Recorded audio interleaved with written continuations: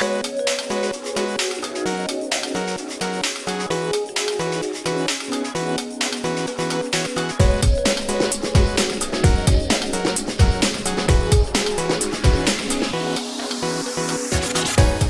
everybody, it's the SBXIV show. I'm your host for today, Orphan. This is a show about Final Fantasy XIV. By the way, our most dangerous game. It's not hunting men, playing Final Fantasy XIV. I have some people here with me.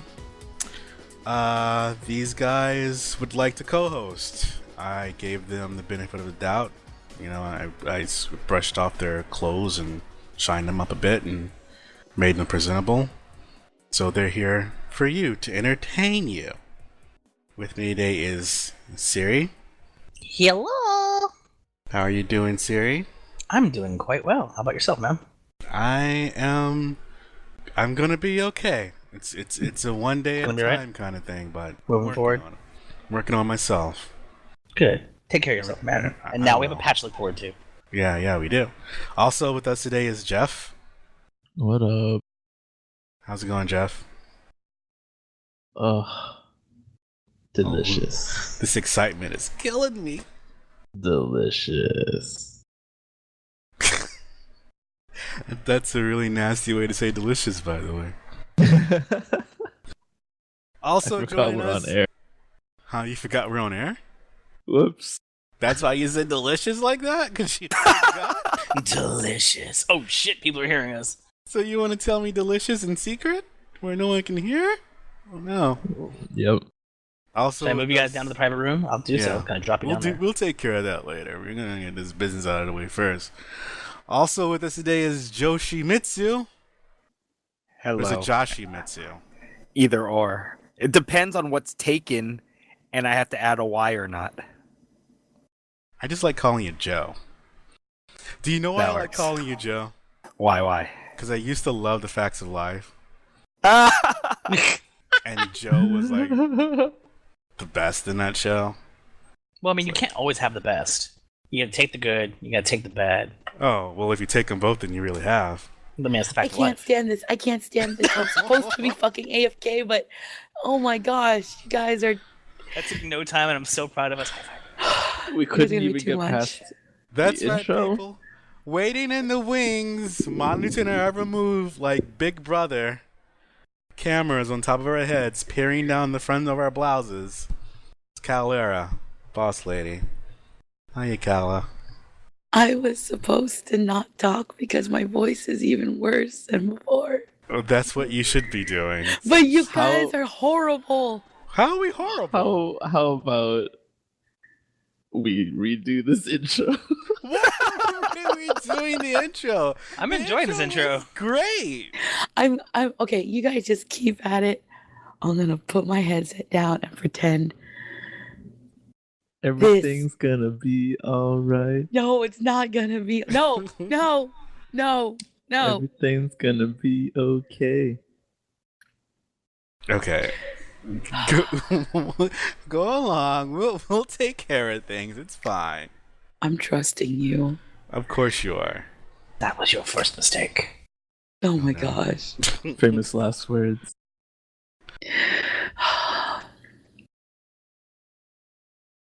She gone now? Yes. Okay, so we've got a lot to discuss. Is it a lot or is it just a medium amount? No, it's a good amount, I think. It's a healthy handful. It's a healthy handful. I like that. A healthy handful of bulbous, round, voluptuous information. That's right. There we go.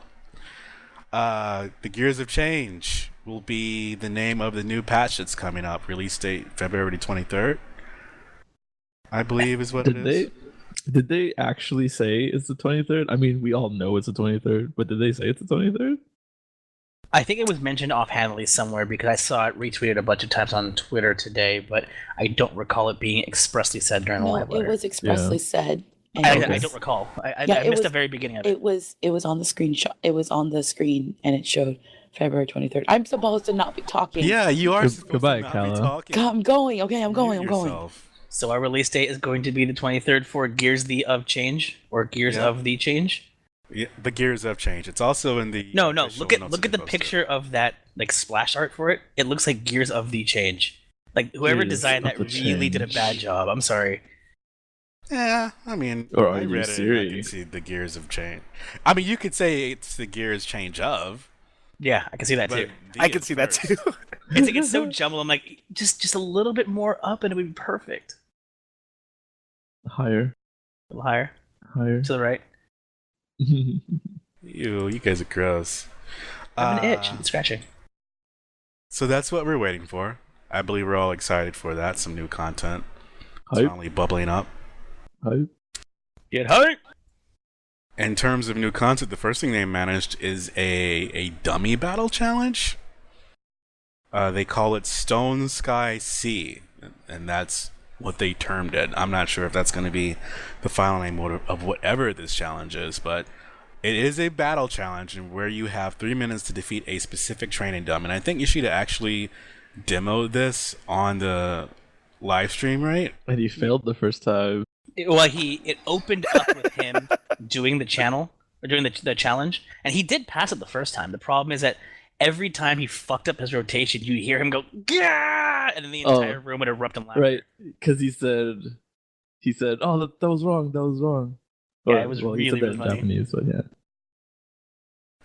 Well, there are several levels to the challenge. Each training dummy that you can face corresponds to a difficulty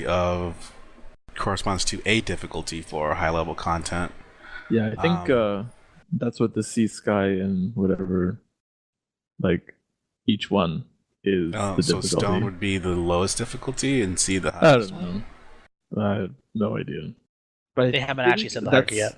I think they said that that's what in a previous, release, is what they said it was. There's the 3 difficulty corresponding to the sea, sky, stone, but they never said which was which. Well, the main thing to take away from this is that the content is for solo players. There are no rewards to doing it, but I think he said that they believe that it is worth trying. They were worried about whether or not to include it for healers, but they did implement it so that healers can challenge it too. So you're basically just testing out how quickly you can push out your DPS, I guess. So this is the very poor man's DPS meter. Which is Straight up, supposed to that's- be the way they do. You can have your DPS check without explicitly, exposing you to the world. Because Yeah. apparently this is instanced and you can't go in with a party. It looks instance because it's really just like a one-on-one fight. Like you're in a tiny arena, and you're fighting a training dummy. They Like, did quite say literally. that they did say tanks and DPS will have different checks, so That's cool. I guess it's implemented for whichever class you decide Whichever to take class, in there. yeah. However, I'm kind of upset that there's no reward. And by reward, I really just mean like some way to let people know, yes, I beat this. Like a a title title. or something. Yeah, you know what I mean? Like, because didn't we talk about this the other time? Like, oh man, it would be great because now, like, if I beat the stone one, I can have the You can stone... link your title or equip yeah, it. or just put it on and be like, boom, check it out. I'm not lying. Mm-hmm. But who knows? Maybe when they say no reward, they mean like there's no like Tangible gear reward. item reward. Yeah, and there Most may likely what be they some mean. sort of. I mean, we hope so. I think that what they're saying is you don't get anything for it really. You just go in and do it just to do it, which it's just there to check your DPS or whatever. Which so that you can is tackle higher great. content. Which is great, but it would have been better if you were able to let other people know your progress. I agree. I also think that it would be better to get first time rewards also, but that's just me.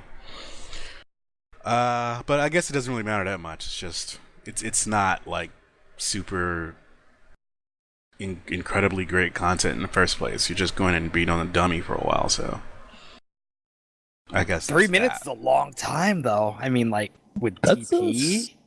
That's a standard parse, though, right? Yeah, Like, I thought standard parse. they always told me like do a 2-minute parse. That's what most people told me. I've always done Yeah. 3 I've always done 3. or 5. 5 is when you start getting all drained and bullshit. Oh, that's weird. Yeah, someone told me like they're just focus on 2-minute parts, and I'm like, okay, because that's how long I guess FOSS should be. FOSS is like 2, like just under 3 or just over 3. Is that what it is? Oh, okay. Well, maybe I was misinformed. By the way, SBXIV does not condone or permit the use of third-party content. Just to let you know. Tools. But I'm Asian. I just look at the chat and I add it all up in my head. Yeah, man. You're Asian? That is true. Job adjustments. Dun-dun-dun-dun-dun-dun-dun. Somebody had to do that. So they will be changing the method for calculating the potency of physical attacks for tank rolls in patch 3.2. I think that was the big one. news. They're going to be making it so vitality affects the potency of physical attacks. And as a result, the effect of strength on physical attack potency will be reduced. From patch 3.2 onwards, you'll be safe using only vitality accessories, as well as allocating everything to vitality as a tank. Now, this is their words, not mine. For everyone who is currently using strength accessories on their tanks, damage will be lowered. So please prepare your vitality accessories ahead of time. GG, RIP, bye-bye. It was nice knowing you. All people can now quit playing Warrior, because now it's going to be a trash job and no one will ever be able to use it in content ever again. So I guess I'll see you guys later. Bye. Peace. That took a turn. This is the part where you guys say, no, Oro, that's not how it really is. Here's a reasonable take on what's going on. Jeff? I'm surprised that they didn't remove strength from the calculation. Actually, Yeah. me too. Because now you have 2 checks for physical damage. You have Vit and strength for physical damage, as opposed to only having strength for physical damage for, well, now, right? And other jobs that are strength only. It feels more in line with the kind of calculations that you would expect out of 11, where you had a primary That's true. stat and a secondary stat that affected your weapon skill damage. Stupid intellect on Dark Knight stuff. That's right. I remember that. I hated that. God, that was ridiculous. Well, I think For the main me, way to take away I actually like this change. So, well, I think the main thing to take away from this is that it's not as bad as it looks. At least this adjustment isn't, because what it means is that you'll have less reason to dance, I suppose, because you'll be getting a lot of HP in return. And strength still will have an effect on your damage. You just will have to swap out some vitality gear. No, So- that's not what it means at all. Okay, Yeah, what what does it mean? What this means is I don't have to spend double, or not double, but an extra 5 accessories worth of esoterics on a new set of accessories, because I have to fight against the other melees in my raid group to get the strength accessories. It means no longer do I have to worry about should I like put in 1 or 2 or have a mix of Vit accessories and strength accessories to keep my HP up for this fight. It doesn't, and it means that I no longer have to worry about pentamelding accessories. Not that you can anymore because of the changes also coming right. later. Right, Well, we so we'll haven't talk gotten about to that that later. But no longer do I have to worry about getting a nice set of like the highest crafted accessories pentamelded with the highest level materia. You know what I mean? Like, I don't have to worry about that to be able to be the most effective. Which doesn't invalidate anything that I said, by the way. Oh, okay. Well, here you go. You still have to stance. There's no way that you won't. Yeah, Well, you because don't your have your to- damage well- output will be better in Defiance, rather. Your damage is going to be better in Deliverance. Therefore, There we you do Deliverance if you want to do damage. It's not like you're going to do more damage in Defiance because now you have Vit or No, whatever. my point is that you don't have to rely on it as much because while you're in, It doesn't affect your stance dancing but at you all. have. Okay, let me finish my point. You have more HP, so you're more tanky in Deliverance. So you don't have to worry as much about having to switch over whenever there's like dangerous mechanics coming up. You have So you're a little talking more from tanking from leeway. a Deliverance point of view? Like tanking from Deliverance? Yeah, staying in Deliverance, you have your higher HP threshold. There, You okay, don't that have to makes worry sense. about like the huge deficit. That's what I mean. Yeah, I said you don't have to worry about it as much. I didn't say you didn't have to worry about it at all, but you have more leeway now. But so, how does this affect like Paladin? Will this help? Do you think this will help Paladin? This will definitely help a Paladin put out some more DPS, but there's also another change we haven't talked about just yet that will also help alleviate some of their frustration.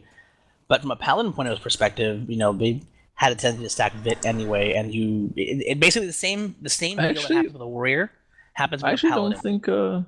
I actually don't think this helps any one class more than it does any other. Like, Yeah, it's the same across the board. It's you just every tank just got the same change. Therefore, as a result, it's the same as having no change. Yeah, more or less is how it is. The big thing that's gonna make a difference is actual adjustments to the way that the classes work themselves, which is what they actually started to go into.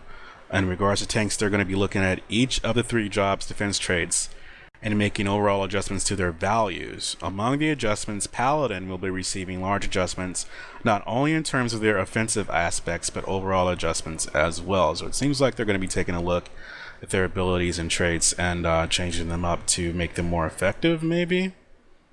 It would be It looks like they're also going to change what the oaths work, and that's the big one for Paladin. Because Yeah. the DPS version is just not as good as Sword the Warrior version. Oath sucks. It's just Comparatively, auto attack, yes. right? It's just auto Sword attack. Oath sucks. It's just auto attacks. Like, I believe the way you DPS in for Paladin is actually, instead of switching stances, it's just turning off Shield Oath. If you need to like dance a lot, like obviously if you're off tanking the whole time, then switch to Sword Oath because that's just free damage. But if you have the stance, a lot of it is just turn it off and on instead of swapping. Instead of swapping. Instead of swapping. So it's like Shield Oath on, Shield Oath off, Shield Oath on, Shield Oath off. So you did it like 2.0 Warrior. Yeah, basically. Just because of the MP cost and like Eats a GCD, global. and it eats a global. I think Oh, that's a big so problem. stupid. Honestly, they should take it off the global. Is Grit on the global? Grit. Oh, it activates the global, but So you it can is. use it off global. Like I can weave it, but then like dropping it doesn't trigger the global. So that's probably the same way for like Sword or Shield Oath. Well, that and it breaks your combo. I think that's retarded. Yeah, brace your combo, which is Like switching to Sword Oath breaks your combo and rolls your GCD. Like what? They do mention that they are looking at each of the 3 jobs' defense traits, and they use those words specifically. And they're saying they're going to make overall adjustments to their values. So, are we expecting them to increase like the actual physical defense, like of all 3 tank jobs across the board? Is it something that they're preparing to change that they're doing in preparation for content in the future that might be tougher, or is this just to make them more effective in just everyday content?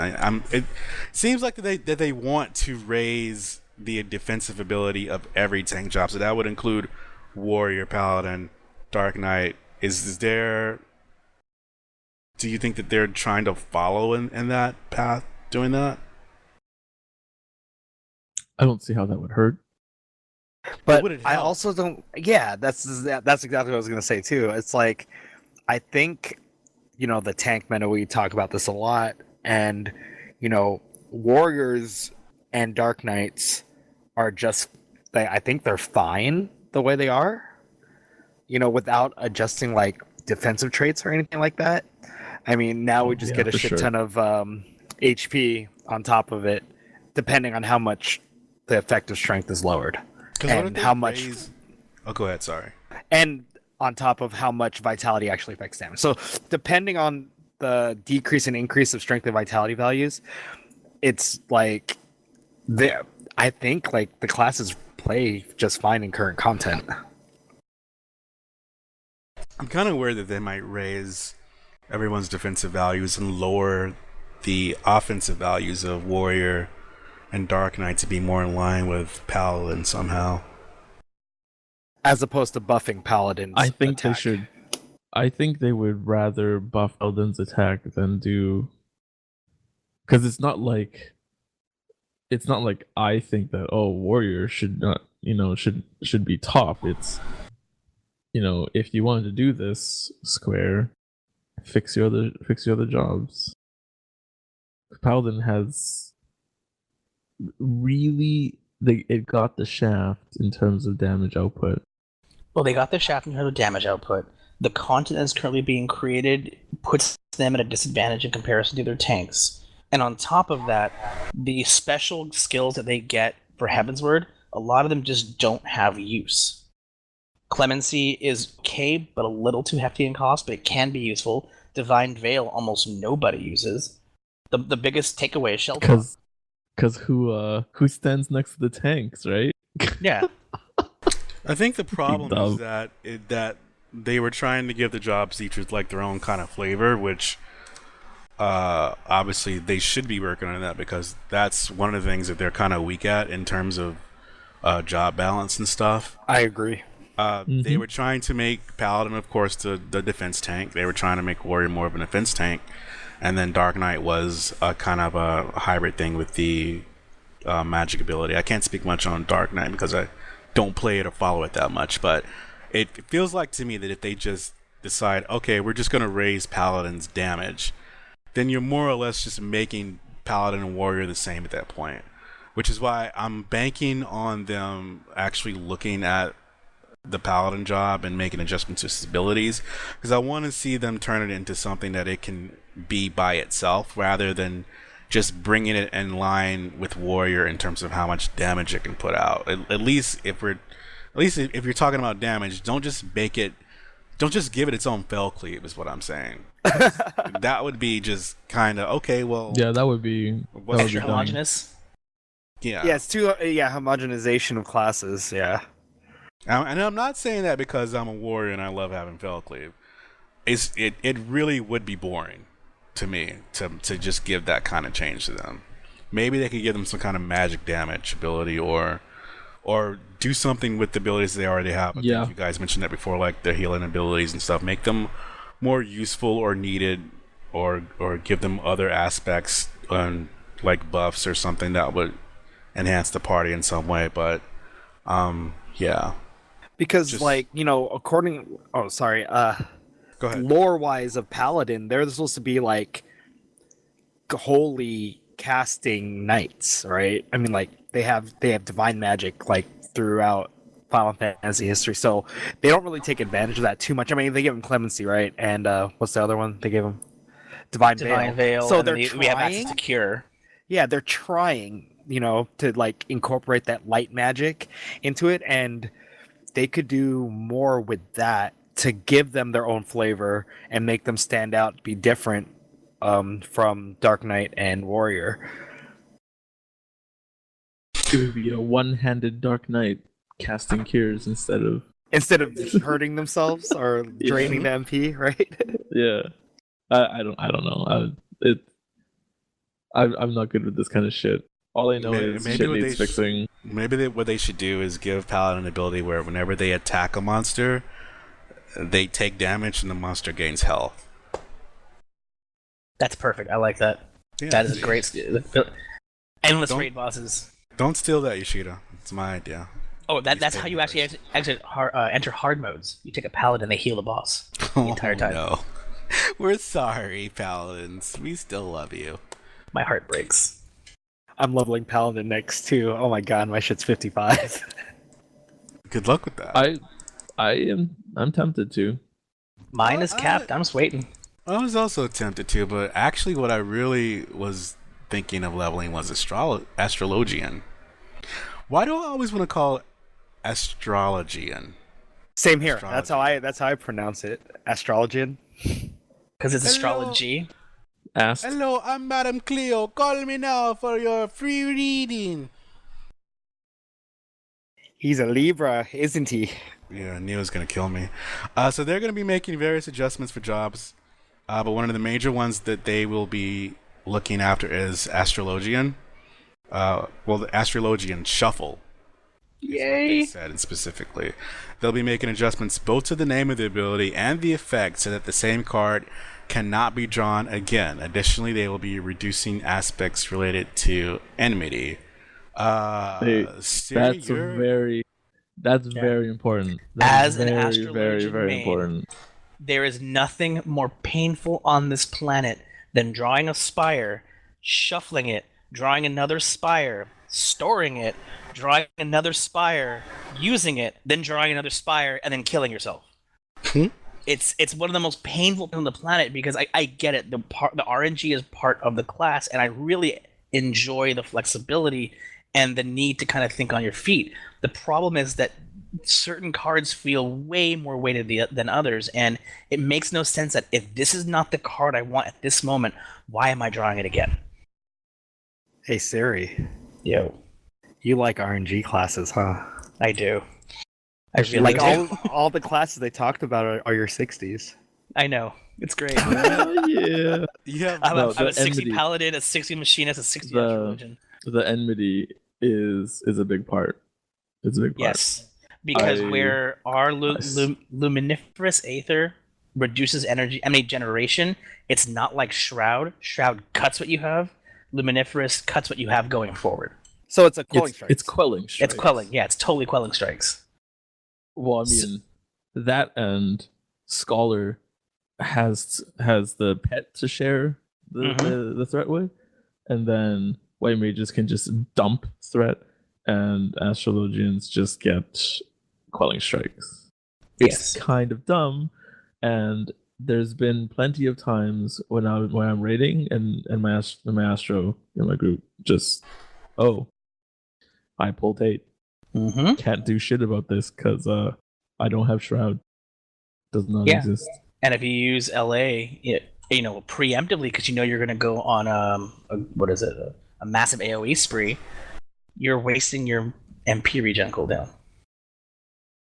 It's during those phases in fights where the boss disappears.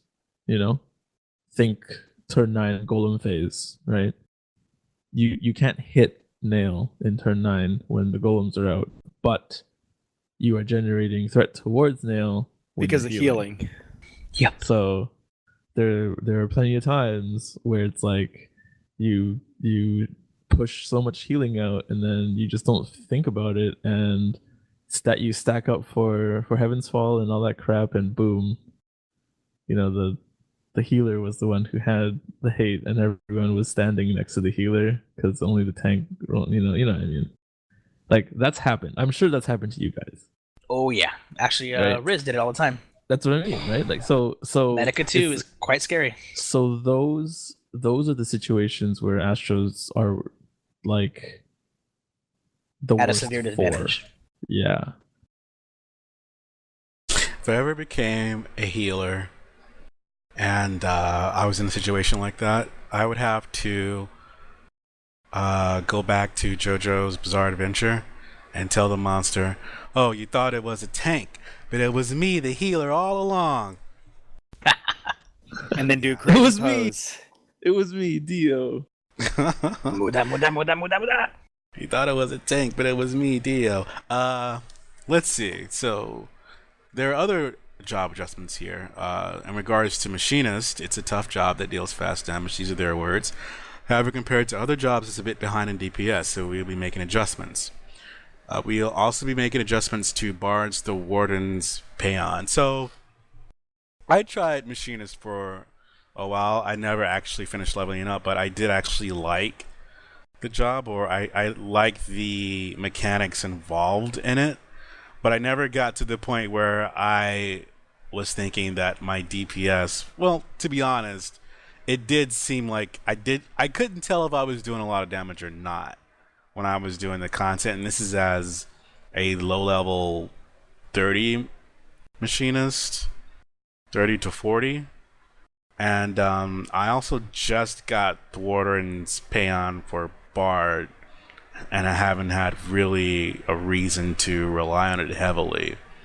So the reasons why the loss of DPS and the reasons why the problems with Payon are kind of lost on me in particular. So Okay, I'm hoping so- that you guys will be able to expand on this. I have the machinist down pat. This is super simple.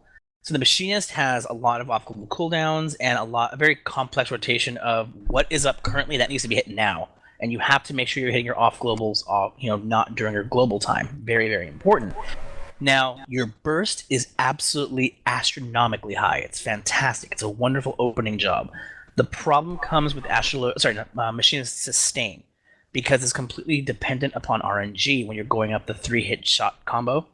And if you do not proc the next part of the combo, then hitting the next part, let's say you use 1, and you hit 1 and it doesn't proc, if you hit 2, you're losing DPS. You're supposed to hit 1 again until you obtain your proc, then move up to 2, use 2, did that proc, no, go back to 1, did it proc, yes, hit 3. Or you can force it with ammunition. The problem is that sometimes, even though it's a 50% rate, I have hit the 1 button 12 times in a row before I've gotten a proc. And by that time, my quick reload's off cooldown, I can use it and I can force it.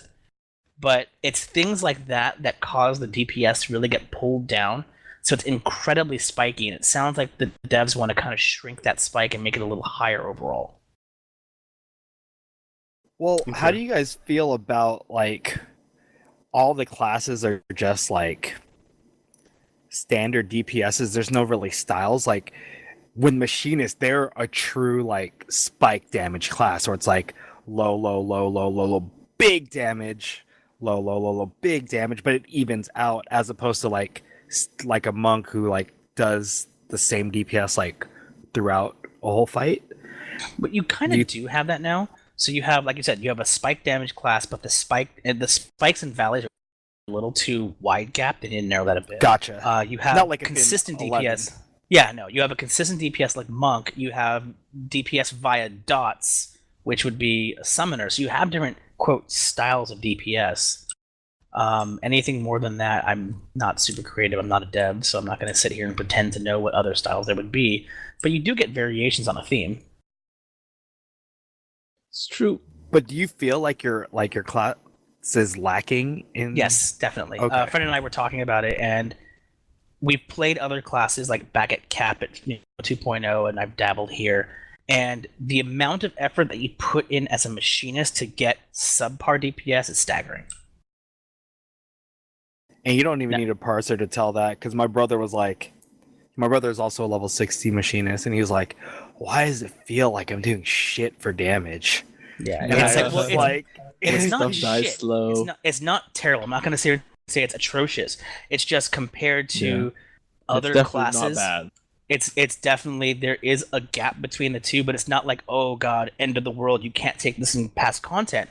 You still can. It's just that if another class were in that role, a phase would be pushed a little faster.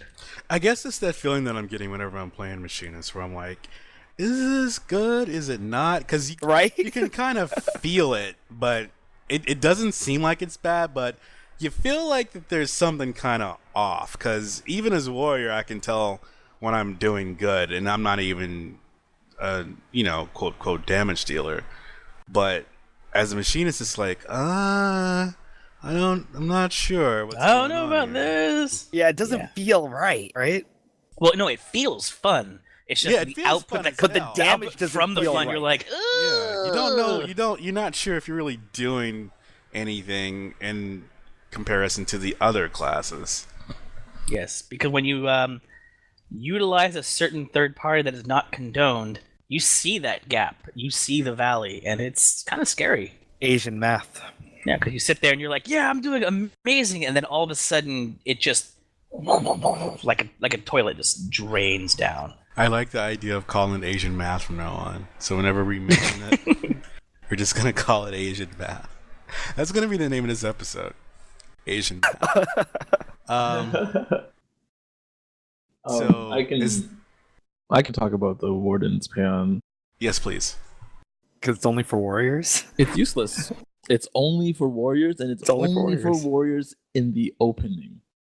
Like as a bard, you don't want to cast it after your opener because it's a cast. It's not like it's not instant. It's not off GCD. It doesn't even. I think it takes longer to cast than the GCD. So you're essentially It does. so you're essentially losing more than one global cooldown to help someone else maybe help someone else not lose, not gain some sort of detrimental effect. Like for Berserk, it's great. I love it in my opener, but I will never be like, hey Bard, in the middle of a fight, can I get Warden's Peon? I'm about to pop Berserk. I'm about to berserk. Like that doesn't make any that would never fly with anyone in any of the end game situations, because that's just dumb. Yeah, I remember. It takes long. One of our bards in our group would ask me if I was about to use Berserk or whatever, and before he would use it, I'd be like, "Oh, this is cool. Now I can go on and keep doing whatever I was doing." But I never have a need to be like, "Oh, hey, I'm gonna use Berserk. Let's synchronize our watches and get ready for the cast so that we can shoot this off at the same time, so that I don't have to. I just it's 5 seconds. I'll eat the 5 seconds. Otherwise, I'm not being a warrior. I just deal with the 5 seconds." To be fair, the 5 seconds is a lot of damage, but it's not worth you see in an opener you sacrifice 0 damage for it. Like the bard just puts it as part of his opener or her opener, and it's all done in the precast. If you know how bards work for their openers, they pretty much front load everything. They pop everything right at the beginning, kind of thing, and it's not detrimental to the bard at all. Meanwhile, in the middle of a fight, it's detrimental to the bard. So you gain something at the cost of someone else's DPS mid-fight, but at the beginning of the fight, it's all bonuses. 5 seconds may be a lot of damage, and I completely understand that, but for me, I feel like part of being a warrior is dealing with that 5 seconds. So that's what I meant. It's it's not that big of a deal for me to have a bard use Warden's Peon on me, even if you guys say, "Oh, it's only for warriors." I'm like, well, I'm used to dealing with the 5 seconds. Yeah. So it's just whatever. What I mean is that's the only use for it. Yeah, Not yeah, I I'm get a that, I warrior get that. and I love it and I want this. It's really, what else can you think of that gives you some sort of a debuff That you can doesn't time require this perfectly to that you can- precast. Yeah. Yeah, it's, in theory it sounds great, but they had to buff it so that it worked with Berserk for it to be useful, because in the beginning it didn't work with Berserk and everyone's like, well, this is useless, let's just never use it. And then they added the pacification from Berserk onto the list of shit that it'll prevent. They had to do that, and now that is the single use that people have for Warden's Payon. Well, what do you think they're going to change about it? Make it just like an Asuna? It has to be off cooldown. Oh yeah, that's true. Yeah. If it's off cooldown, then it would help a lot more. In that case, right? If it's off cooldown, you can just use it wherever. As a bard, you see someone. I don't know. Say like you screw up somewhere, and like high voltage, for example, right? You see it going off, and your silence is down, so you like instinctively go to the healer and give the healer Payon so that he doesn't get paralyzed, so that he can still Isuna everybody kind of thing. Like you could do something like that, but you couldn't do something like that in today's Warden's Payon, because it's like you sit there and you have to wait like 1.5 GCDs for it to cast, etc. Okay, well, so they mentioned that they will be making adjustments to other jobs as well based on everyone's feedback. They want you to wait for the patch notes before they give out all the details. They will also be making further adjustments to the speed in which the limit break gauge fills up. So Man, they've made so many changes to limit break. I just don't know what's going on with limit break anymore. It's like they got rid of the nerf, they buffed it, and then like the class thing, and I was like, now it's scripted into fights. It's really weird. Exactly. Is there anything else we want to say about job adjustments before I move on to something else? Give every class fell cleave. I'm looking forward to it. And warrior will get double fell cleave. Well, okay, then yes. Fell cleave. The fellest cleave. Then it's the feller same cleave. thing. There's no change if you do that. Beast Tribe daily quests will be implemented in patch 3.2, the Nath daily quests. That's and the level adjust system will also be implemented for these quests.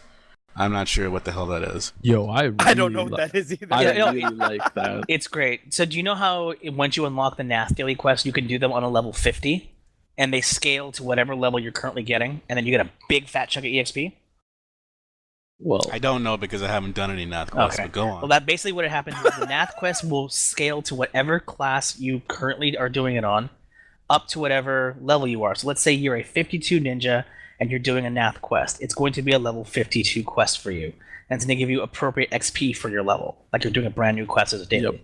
So it's a way to level up your alts. And the farther you get... You're also locked to that class, though. So if you started as a ninja, you have to do it on ninja. Correct. You can't, like, start it on warrior and then do it on ninja and then hand it in on astro or something like that. And on top of that... oh, wait, I lost that part. Oh, as the further you get in reputation for the Beast Tribe, the more XP the quest will give you. So if you did a level 52 quest at 0 rep, it would give you, like, say, 8,000 XP as an example. But if you do it at level 5 rep, level 7 rep, it gives you 12,000. So, to expand on that, I was doing the Vanu quests and, ranking up and doing the quests to level up my ult kind of thing. And at 59 at max rank, at rank 8 for the Vanu quests, I was getting like 100k per quest. Oh my god, it's beautiful. That's so good. Dude, it's like you don't even... And the best thing about these new quests is they're like brain dead easy. Like half of them are just go here and talk to this or interact with this. There's only 1 or 2 combat quests. If that. Is that a good thing, though? Well, I think so. It's Don't good most because people complain about that? Brain dead quest stuff? I love it. I love it because it's not... Well, because think back to the Sylph quests, for example. You have to, like... Well, number one, where it starts... Let me stop you here. Everybody complains about how shitty the Sylph quests are. I loved the Okay. Silph quests. Okay. I loved. I hated the area. I hated that area. Oh my goodness, you guys.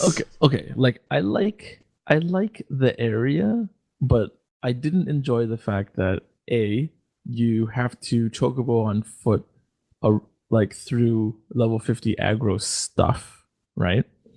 And then it's like, where do you start the quests? And then where do you do the quests? And that zone is huge, and the higher the rank you got in the Silph things, the further into the Silph lands your quest was. And that was annoying. But that makes sense, though. Yeah, of course. But there's no flying in that zone, and the quests were tedious, and they were pretty much all fighting ones, especially the stupid ones that, these are stupid. The ones where you have to do a fate, and you have to rely on that fate to pop, and these are not like level 1 fates that you can solo. So a lot of the times, you had to sit there and be like, well, what do I do with this quest? Do I sit here and hope that someone else comes along and does this fate here, or do I just suck it up and not get that one quest's worth of reputation / XP / whatever for that day? The majority of them weren't fighting ones. I think the ones that people actually had an issue with are the ones where you had to carry this. I hated that one. You have to carry this around while you're invisible and have to reapply the invisible and stuff. That's the one that I've heard where people. I actually like those ones. I actually like those ones mainly because you don't aggro shit. You just go from point A to B, and I'm like, whatever. I'm not dumb. I know how to get to point A to B, and it's like fucking auto run. It was good. Pretty sure you don't have to worry about aggroing. Though I think that was the point. I guess. They were kind of tedious just because of where they were. So getting to the point where you have to start the quest was kind of ugh. I think that the long and short of it comes down to, when it comes to the Vanu quest being brain dead easy, the problem is it's a daily, something that you want or encouraged to do every day for months, like 2-3 months. They make it digestible. That way you're not ending up in a situation like he was describing with the fate, where you go there and you're sitting there with a wall in front of you and you can't get past it. And you have to wait until the next day to actually continue content to feel like you're progressing. The fact that it couples and helps power level your alt is fantastic. I should probably start those then. I'm just not sure about this whole like, hey, let's go talk to this one guy and get like 5 billion EXPs. It's just weird to me. To be fair, it's on the complete opposite end of the map. But, I guess that's okay. Flying there takes all of like point in that direction and auto run, get up and grab water. Speaking of flying there, have you guys noticed a rather unfamiliar mount? The new mount. It's a spinning turtle shell with fire coming out of it. Oh, you're talking about the Adamantoise. Okay, never mind. Is that the same one you get from they already Golden Saucer? That's the Golden Saucer one. Yeah. No, they've already shown that? They didn't show the animation with the fire. They said the Adamantoise mount will also take to the sky, so this is probably the first time that they've allowed it to fly. Correct. No, they showed it flying a while ago. But they showed it in a dev blog. It was only a screenshot. Yeah, first time we seen it. It was just a screenshot, but there was no animation, so no one knew that the fucking the fire is pretty cool. I think, at least. Wouldn't you get dizzy trying to fly this thing around? If you play, I'm gonna play in first person and just fucking fly for a bit, and then keep drinking and see how long until I lose it. Does your character actually spin too, or is it just? Yeah. There's a Oh GIF. My goodness! And the character and the thing spins. I'll link the GIF. That's kind of awesome. That's pretty dope. I am like 10k away from getting one of those things. But yeah, how many points is those it? Dances. 200k. Damn, I only have 120. Crazy. You could have bought it if you didn't waste 80k on a dance. That's true. I was contemplating. I was like, should I get the dances? Holy shit, that's fucking cool. But now I saw the flying turtle mount, and I'm like, yeah, I'm saving for that instead. Me too. Gamera is one of my favorite like giant monsters. Kaiju. Kaiju. Okay, so we're moving on to PvP now, and they're calling this PvP mode the Feast. They're also referring this as the Wolf's Den too, but kind of like calling it the Feast. I want to call it the Electric Boogaloo. Well, Electric Boogaloo too. Yes, there we go. I'm hungry. Why? The feast reminded me I need to eat. So you need to be level 60 for this content. Item level sinks to eye level 150. You could, and there's two modes, 4v4 or 8v8. In the 4v4, you have to have one tank, one melee DPS, one range DPS, and one healer. And in the 8 versus 8, you have to have 2 tanks, 2 melee, 2 ranged, and 2 healers. You have to have both the melee and the ranged in your party, and you won't be able to queue if you don't have these specific party compositions. They will have ratings, and there's going to be a mode where you will be matched against people with similar skill. I guess what they mean by ratings is the win-loss ratio. Correct. Or KDA? rank or something. Yeah. Yeah, your kill death. Or you accumulate points like in Street Fighter, you get the LP, and it'll match you up towards that number or whatever accumulated. Okay, so in the 8 versus 8, the rating does not apply for that mode. So I guess it's more of a free-for-all. There's the 4 versus 4. You can only queue for that while you're solo, and your rating will change depending on your wins and losses. But there's a version of 4 versus 4 where you can queue up for it solo, and there's a version where you can queue up for as a light party, and the rating applies to both of those. In terms of deciding a victor so this is how the content's actually going to work. Instead of completely wiping out the other team, the objective is to steal the opponent's medals, and the team that has the most at the end of the match will win. Each team will start the battle with 100 medals, so basically whenever you kill somebody, you can pick up medals from their corpse. And I believe there is a mechanic called heavy metal, where the person who more medals I see what they did obtain, there. Heavy metal. Yes, I'm glad that you picked up on that.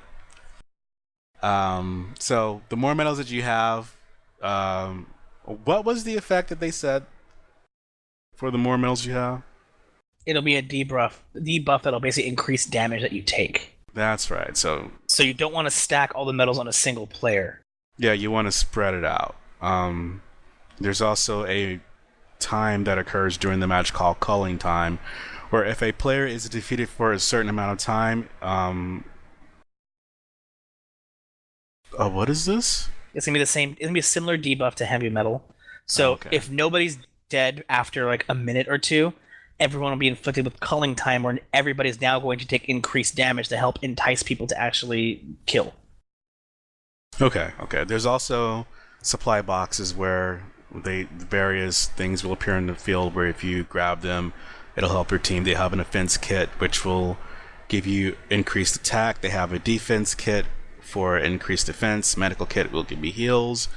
Adrenaline kit will increase the adrenaline rush gauge. And speaking of the adrenaline rush gauge, players who have experienced frontline may be aware of the system, but this is a limit break-like action which can be used by individual players. So what is a player individual limit break adrenaline rush is? Yep. That's how it was in... That's in the new... That's in Siege? Seal Rock. Siege Rock, something like that. Something like that, yeah. Okay, so in terms of ranks, there are 6 tiers of ranks. No rank, bronze, silver, gold, platinum, and diamond. League of Legends. Well, once you reach 1,000 rating points, you'll start promotion battles. Winning 3 out of 5 promotion battles will allow you to be promoted to the next rank. So like you guys have just said, this is starting to sound like League of Legends. This is Final Fantasy 14 esports is what's going on here. Yo, esports. We in there. Oh my MLG. god. Are we going to Evo? We're going to Evo. Is this gonna be at Evo? That'd be amazing. It would be amazing if this ended up at Evo. I would have to chip in the cash to go to Evo then. Right? We'd have to make a team though. Yeah, we would. I think that's it in terms of the PvP content. You guys have any comments? There is one small thing. Along with the ranking that comes along with the different tiers, the highest tier diamond is going to have, quote, different levels of rewards at the end of the season. The highest being diamond, which will be a piece of art they showed later, which was a full set of gear. But the other people, as you rank up, will now be able to get more rewards at the end of the season. The season is broken up to coincide with certain patches. Preseason is going to be 3.21 to 3.25, and season 1 continues until 3.35, at which point everything is capped, people are tallied, and a new season begins. So if you end up getting into the season late, or your feet get wet early and you kind of don't deal with it, and then you get into late again, you have multiple seasons to give the shots. So this really Hooray. is a lot like League They of reset the Legends. ladder. I'm looking at the It's a screenshots. lot like League of Legends. I'm looking at the screenshots, and it really looks League of Legend-y. So I don't know. I don't That even know gear how I feel looks about kind of this content. badass though. That gear looks cool. It's really fucking cool. I'd go for it if I I'm just played gonna PvP for the rest of my gaming life. That's it. Fuck raids and just PvP. So this is the Season 1 Champion gear, which is what you get at the Diamond level. Basically looks like a kingly kind of outfit with this long overcoat. It actually does look really cool, but I don't know if that would be enough for me to PvP with. Now, do you think it's going to be one of those all jobs things? Because if it's just the champion gear, because it looks like a mage Yeah. could wear that. It looks like a Yeah. melee could wear that. It looks like a tank could wear that. Yeah, I think it's gonna be an all jobs thing. Yeah, That's that's kind what of it looks fucking like. cool. It's either that or they give you like a ticket or something to trade in for, you know. Or it's glamour sort of shit, which would suck. It should have like, oh wait, they got rid of that stat, right? The PvP stat, morality. Morale still works in Wolves Den, but that's it, I think. Okay. Because Frontlines and Slaughter and Steel Rock don't use, as far as I remember. Okay, well, moving on to the next bit of content. They have new instance dungeons. The Anti-Tower and the Lost City of Amdapor Hard will be added. We actually saw some of this during the live stream. They showed a little bit of footage, I believe. I don't think it was actual cutscenes. It was actually movie footage, right? My mind is kind of fuzzy on it because it was fucking 1 a.m. in the morning or some shit. Yeah, it was super late. For you, it was like 4 or something, right? Yeah. So, what do you guys think of the 2 new dungeons? Their look, their feel. I know they didn't show any actually gameplay from them, but they actually did show what they looked like, and they went through. Yeah, I don't think they showed the. I don't think they showed the monsters too, did they? They showed No. some of the monsters. Because the Anti-Tower will have normally when mammoths. they, Oh yeah. I think okay. normally, I do remember the mammoths. well, what I mean is they normally show like all the boss fights in these, or Oh yeah, no, they did not show that. At all. am I wrong? Like, No, they did. Like they showed Fenrir when they showed Snow. Yeah. This did not Yeah. culminate with an ending of. yeah, this this is didn't who you show. Yeah, okay. So, my So, thoughts. The Anti-Tower is an upside down building that you're going through, right? Is that what's going I have on no here? idea. Correct. I have no Upside idea. down tower. It's Charlene. Quite literally, I just like the music, and that's enough for me to enjoy it. The music the is music really was- fucking cool. It was very Yeah. pretty. There was a lot of like floating architecture and like kind of like in the Great Global Library, how you had staircases that led like upwards, but they were floating. Kind of a similar Yeah. look and vibe. And what about And the Lost City. Lost City was my favorite dungeon in its time. So super hype for it to come back. You think It looks exactly Diabolos the is same. back? It looks exactly the same. I feel that way. But 'Cause that's a there's good only- thing, right? It's It, fine it should with look me, the way because it should looked look. amazing to begin with. Yeah. So Okay, so I guess we're, You know. we're all Also, it looking was a to the- Everybody piano hated rendition it. of that theme. yes, so good. Okay, well, I guess we're all looking forward to the dungeons. They're also going to be introducing the next installment of Alexander. It's going to be called Alexander Midas. And they will be releasing the normal and savage mode at the same time, right? Yeah, they said that already. Similar to So none of this Alexan- is really new, is it? Similar to Or did Alexander they say- Gordius, Midas will have exchangeable items. Let's see, in Savage. Oh, so they're using the same loot system that they used from before, right? Correct. Mm-hmm. Savage So we're will gonna have to chests carry with drops. lenses and fucking shafts and shit too. Correct. Ugh. Well, hopefully they use different items, but same idea, yeah. They did say that considering that the DPS checks for the third and fourth areas of Alexander Gordius Savage were too severe, they're currently performing their final checks and adjustments. But since it's a raid, it will still be a high level difficulty, so it does seem like they're trying to ease up on how hard it was. Can't say I didn't see that coming though. Yeah, that was the They've been- major complaint from they've been, everybody. They've been talking about oops sorry, we didn't mean to make Savage this hard. I didn't mean to make you cry. Although I did say in an earlier podcast that, you know, because a big part of it is a DPS check, if they just added echo, done. Like, there you go. There's How your do you- crutch.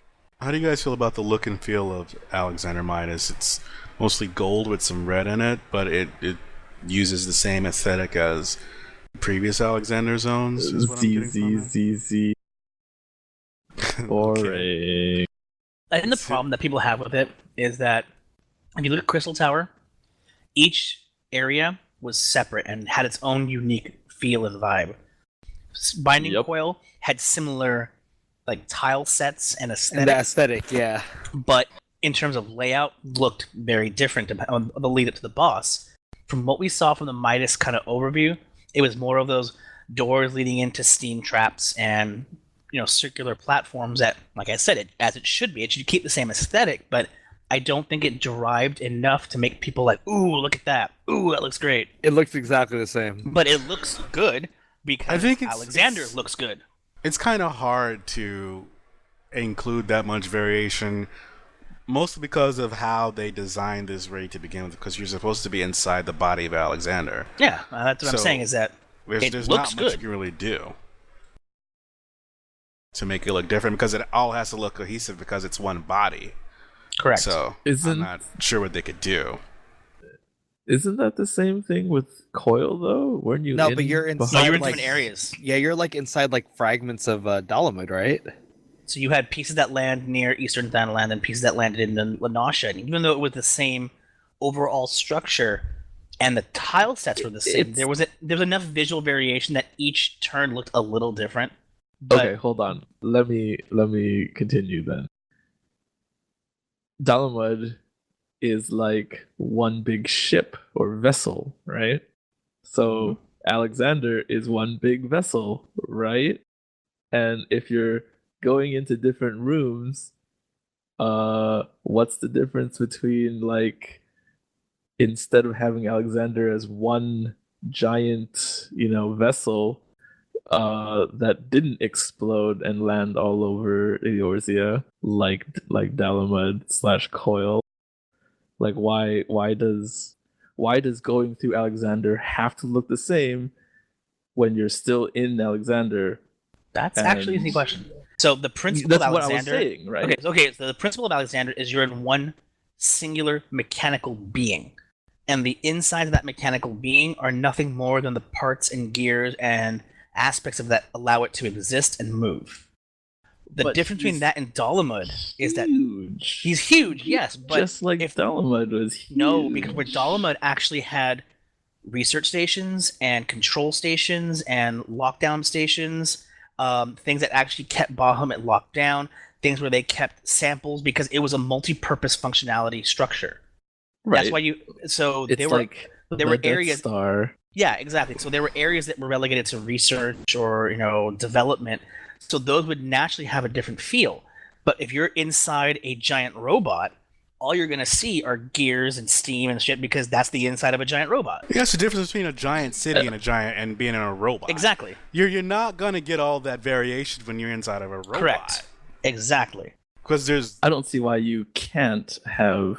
Okay, but you're gonna have some really incredible, crazy technology to fool around with that to make that. Well, I mean, the answer to everything is magic in Final Fantasy games, right? Like the creative license, the creative freedom is there for you. In Or they a just fantasy blame the game. elegance, like they always do. Slash Right? is magic. That's what I always say. Exactly. How do you do that in such short time? Magic. All right. Oh, Beat I get rush. it. Beat rush, magic. Bum Dolphin rush? blow. Dolphin blow. Suplex, Has to be magic. Oh, Suplex is magic. oh, that's suplex. Suplex is magic. I like that. like Okay, Asian math and suplex is magic. Yep. do we have any other comments on how much we hate Alexander Midas before we move on? I don't hate Alexander Midas. I'm looking forward to it, but there's nothing about it that goes Too fast, though. We're going too fast. Oh, Wow. get out of here! Oh no. Okay, I Dan. I love came it. back at the worst fucking You came time. back at the best fucking time. Fuck. That was the best. You came time. back too fast. No! God Oh, fucking damn it. But We're trying. Keller, No, we're trying. You guys are failing. We're trying. Why don't you go and rest your voice some more so you can be stupid? agreed. You fuck All in favor? all of you. Aye. Fuck all of you in the fucking ass. I'm gonna AFK. But that doesn't give you the liberty to be dumber. Sure Dumber does. than you are. Bye. Well, we'll just be dumb then. Material melding. It will not be possible to use advanced material melding for the main stat material slots. Well, the main stats. It won't be possible to use advanced material melding for the main stats. Strength, dexterity, vitality, intelligence, mind, and piety. You can put them into the available material slots, but you can't do forbidden material melding for them, right? Correct. They said this already last whatever. Well, we're still going over it. Players may think that this will lower the demand for materia. However, the scope on which materia can be melded for individual equipment will increase. Correct. So what do they mean by that? AKA raid gear.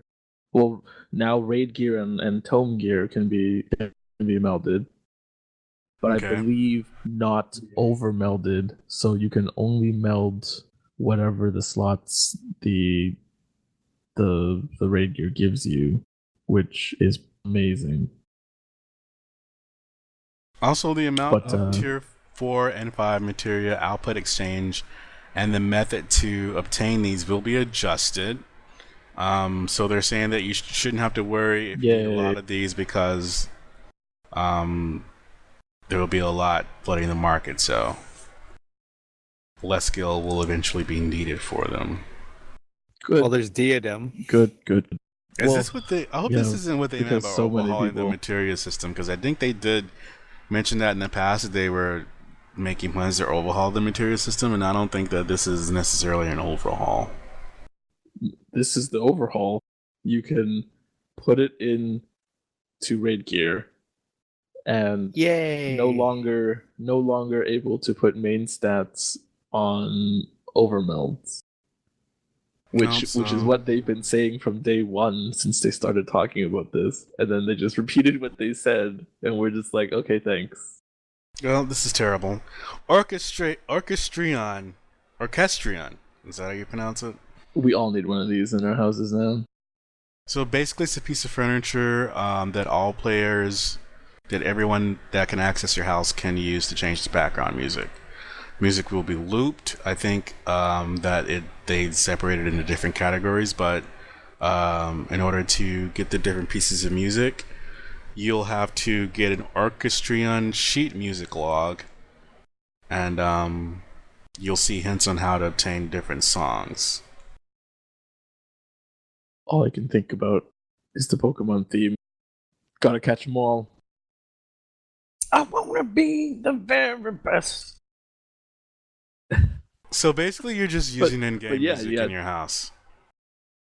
Is what's going on here? Yeah, Yes. but And they you did can't just show an get example all of of how the it music? looked. playing. yeah, they were playing the old in a room. I think that's what happened. we were talking about this before. Didn't someone mention that it would be cool if they could have like original pieces, or did they say that this might be a possibility, or was this just us discussing it? Just original pieces that you could buy.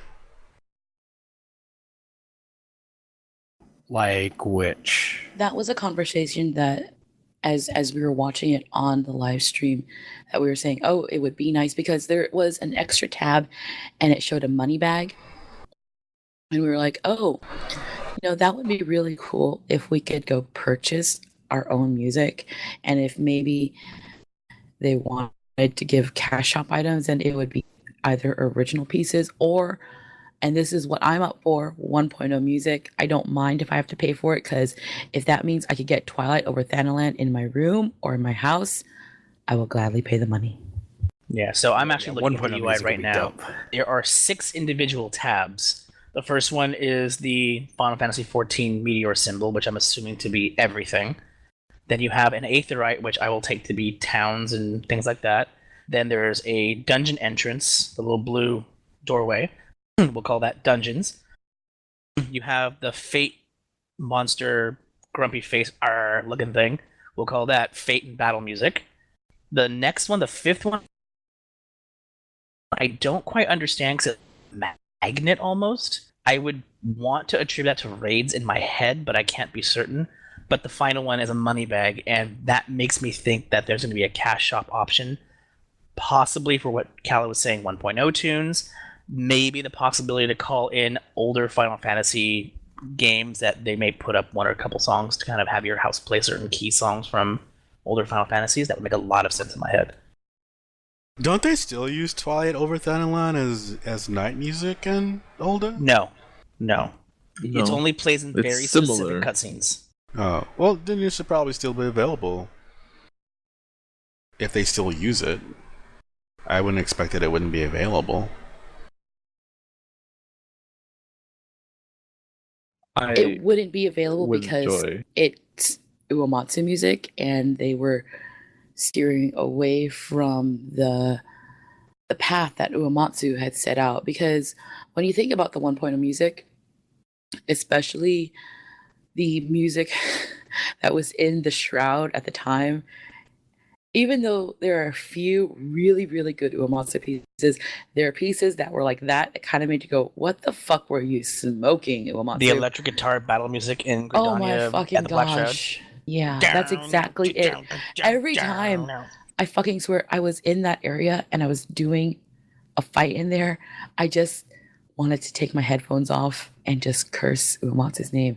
I know there are a lot of people out there who are probably going to scream blasphemy against what I'm saying, but I'm sorry, that piece sucked fucking shit. And it's just proof that, that not all of Uematsu's pieces are gold. And that was a fucking piece of shit piece. Sorry. Not so sorry. Sorry, not sorry. Please Okay, well, continue. I guess the name of the Calla. episode is going to be Uematsu is shit. Mentor system.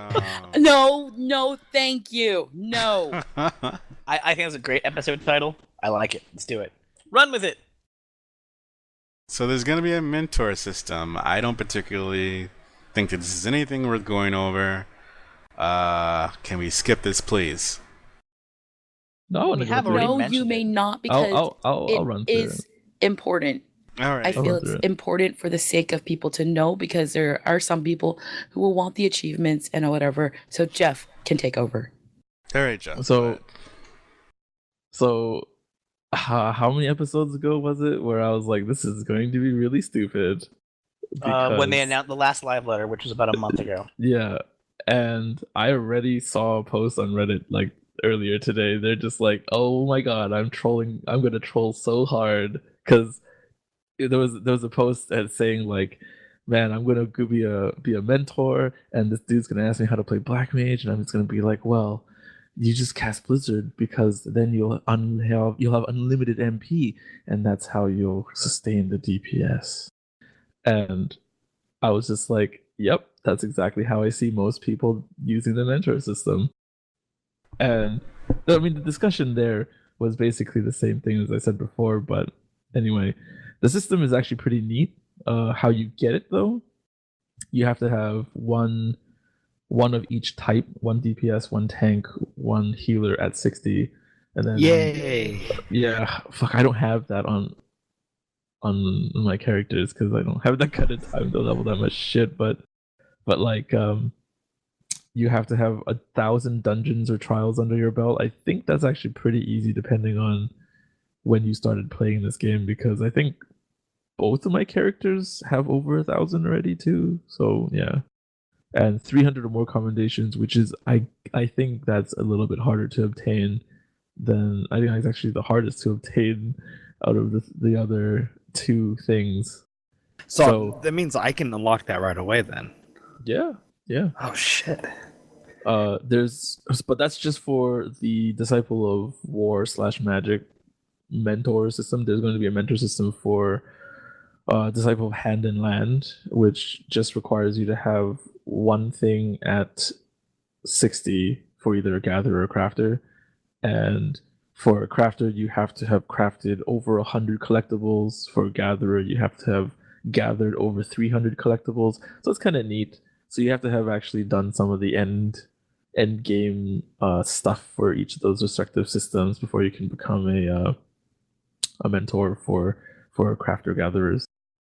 Apparently there's going to be a new chat channel for mentors and beginners. I wasn't really sure what that meant, but like I assume it's basically just another tab that you would have that you would filter out for newbies shouting for mentor help, or a new shout, I guess. That would be my assumption, is that it's like kind of like a help desk system. So if someone decided to, queue in for that chat, then they can ask the fellow mentors in there, hey, what can I do to do this and this and this and this? Can you just please give me advice? Maybe, yeah, but just more for maybe, I'm hoping, because this would be better, in my opinion, for other mentors to chime in. Because if you only rely on one mentor, that would suck bullshit. Only because for sure. What I mean, even though it's just like they have, one healer, one tank, one DPS, if that only one mentor you decide to queue in with has a white mage versus an astrologian or a scholar, what kind of help are you gonna fucking get? That makes sense. But I don't know. I mean, that's for queuing though. This is a chat channel. No, that's exactly what I mean. Is that? Oh, you mean like you're just going in for a chat? Yeah, like say for example, doctors in session. Yeah, a doctor's in session, or like when you're going for tech help, right? And usually like you're queued up, you're lined up to get help. Oh, yeah. And that's what I mean. I wonder if that's what it's going to be like, or if it's going to literally be like another shout, and you just have to only see it as a mentor / noob or whatever. Yeah, so and so what it looks like, what it looks like here is it says the mentors invite new people to the channel. So it looks like the mentors are all in a channel once you get that achievement, and then you can cherry pick the newbies that actually come into that channel. So you're grouping with the new people, and the mentors are all in one single chat channel together, but the newbies only come in as invited. Okay, that's cool. All right, so there's a new chat channel. That's basically what it boils down to. But the cool thing is there's going to be a mentor roulette, and there's going to be no tombstone reward for this, but there's going to be achievements and glamour, and it's like we all know that glamour is the true end game. So this will be pretty neat. I mean, I'm pretty hyped for it because like I'm not going to be trolling people, but I know that, you know, the case that may happen is very high. Wait, so you're hyped for it because you want to see pain and suffering? No, I'm hyped for it because I actually don't mind helping people who want help. I actually enjoy helping people who want help. I don't enjoy helping people who don't want help. Like, you know, me going, hey, maybe you should stop doing XYZ, and, you know, Maybe you should fuck off. maybe you should fuck off. Like, you get that all the time, and it's like, well, this sucks. Like, how else am I supposed to say it? Like, oh, hold on, let me like sit here and like, you know, fluff up and you know, try to like rose covered glasses my sentence to you and be like, oh, you're fucking amazing, but maybe you should like kind of do this, you know, like, fuck off. You know, like, I don't have that kind of time. I'm you know, we said this before, like, you're busy, you're fucking smashing your buttons, and you want to just be like, stop doing this or do this more or whatever. You don't want to have to like type a goddamn essay because you can't, unless you want to like straight up stop the run, have a chit chat, maybe make some tea and eat some biscuits too. Like, no. So this way you have people coming to you going, hey, I want help, and that's awesome. Okay. Any other comments on being a mentor and helping other players do SC's Big Brother program? Nah. I'm excited for us all. Okay, let's go to Are you going to finals. try and get it, Siri? I think, based on the basic criteria they put down there, I already have qualify. Okay, They, cool. Yeah, they said there were specific qualify. achievements, so I want to see what those specific achievements are. But I already qualify right now. I already qualify on Sarg. I just need to level something on Excalibur. Okay, so there's a new Primal coming. Sephiroth is going to be guest starring in the game from Final Fantasy VII. He will be the next Primal. Sephiroth. I thought you guys wanted me to rest my fucking voice. Then why are you in here? Why don't you go rest your Be- voice? Because every time like I start to like working, I hear something stupid, and it's like my stupid alert goes on, and I You should can't get help. that checked. That's like, do you have Your your stupid alert. batteries? You have to replace your It's batteries like- in it? You should take the battery out. No, I do my Bad- smoke alarm. It's like your bat signal. yes, it is my bat fucking signal. It is like, hello, Kala. There are stupid people, and If you you need shine to it do. on the moon, can you see it? You know what? Well, you know what? I'm gonna shine onto the moon. I don't I'm want to gonna. know. I'm You gonna do want to shine know? you. It's gonna be my finger going up your butthole. Like Kanye. Oh man, the thousand, Like the Kanye. thousand. Whoa! That's so good. I was hate so you guys. good. I hate you so much. You dug that hole. I know. dug deep. Gosh, fucking damn You it. dug deep into that butt. Shit. Sephiroth No. the Fiend Yes, shit, will indeed. be the next Primal. No, he's The not. name of the zone. No, Sephiroth the Fiend is the name of the Primal. Yes, it is. Okay, well, because I keep hearing Sephiroth. I'm saying Sephiroth. That's what I'm saying. Sephiroth's name was taken from Sferot, which is Hebrew for. It's one of the tenets of Hebrew. This Well, no, also no, no. has the same I name. get that, but I keep She's hearing saying the. that when I say it, she keeps hearing me say Sephiroth. But you're not saying it wrong. That's what I'm saying. Yeah, but No. I'm Sephiroth. stupid, and I affect her in that manner. That's the problem here. See, he gets it. Kala, your stupid sense tingling. Sephiroth the Fiend is going to be the next Primal. The name of the zone is going to be, well, the name of the battle is going to be Containment Bay. S1T7. There's going to be a normal mode and an extreme mode. The normal mode is a part of the story. The extreme mode will not. Easy. The extreme mode will not rely on you completing the normal mode first, so you can tackle that whenever. There are specific weapons released with it, just like every other Primal, and I think during this part they also showed new Alexander gear. But before you move too far on, The music. The What music. swords are those, though? I mean, are they both two-handed swords? no, one was two-handed, one was one-handed. Oh, okay. I'm glad they Because if made you him look, the different. brown one is the one-handed one because the brown shield matches it. Dude, Oh, that's a shield on top of it. the Okay. music. So the In music, basically, they said, "Oh, we're gonna show you a little piece of it," and it started playing, and it's the fucking fierce battle from I popped a FF6. boner. It is so good. Soken is a goddamn genius. I love that man so much. It sounds so good. I'm so happy. So Sephiroth, as they showed him in the screenshots, is a 6-armed, demon-y kind of monster. He has like the demon wings, but 6 arms. He has like a really huge upper body and tiny, tiny legs. Kind of reminds me of those giant chimera from 11. Oh yeah, the manticores. Yeah, the manticores. That's what it reminds me of. What were you gonna say, Jeff? I guess nothing, huh? Jeff. Maybe his mic is acting up. Okay. So we're gonna move Nothing at on. all. Sorry. Yeah. Are you back? Or No, are you not back? I said nothing at all. Oh, okay. So next is exploratory mission adjustments, which we know as Diadem. Based on a lot of feedback, they're going to be making adjustments. They will be changing the content time. The hard mode will now, I believe currently all modes are 90 minutes long.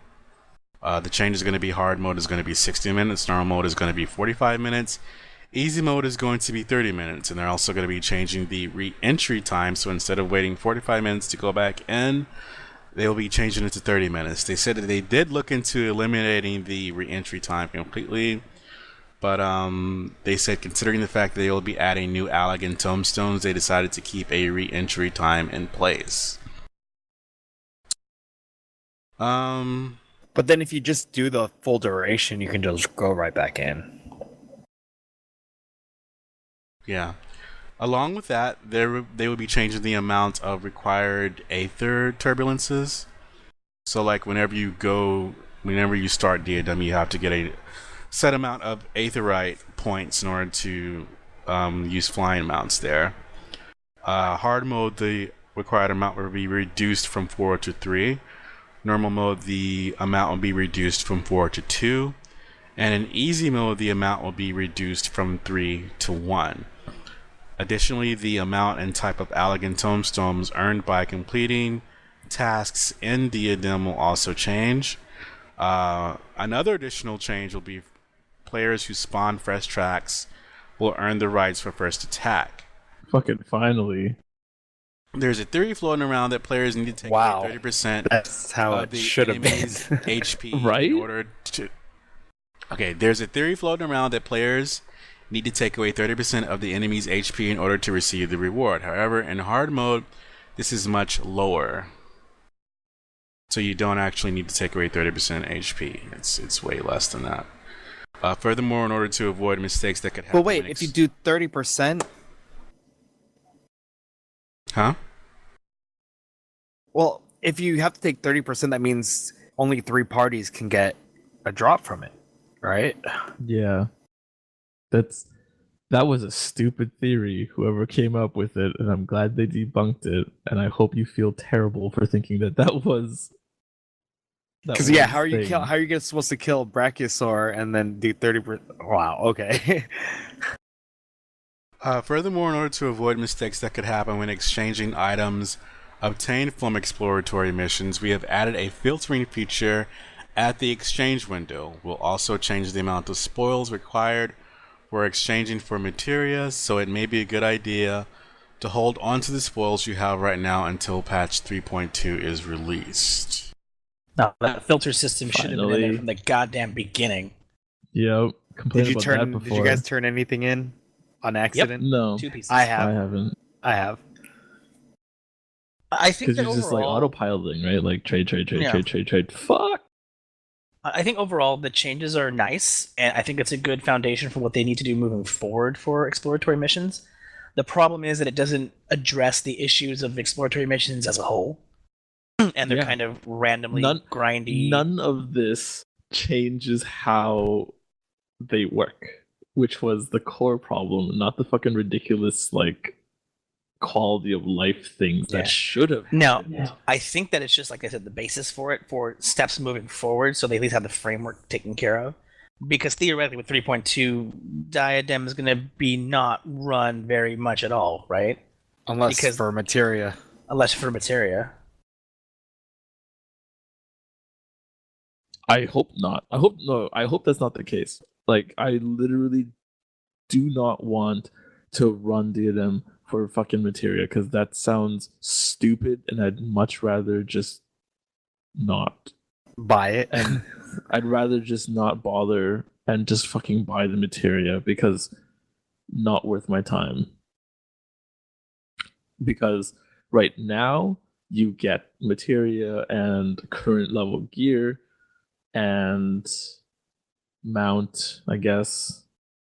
So like you're getting two things. Oh, and I guess tomes towards you, but you're gonna get tomes anyway, I guess. But yeah, if you do Diadem strictly for materia in 3.2, that would be so dumb.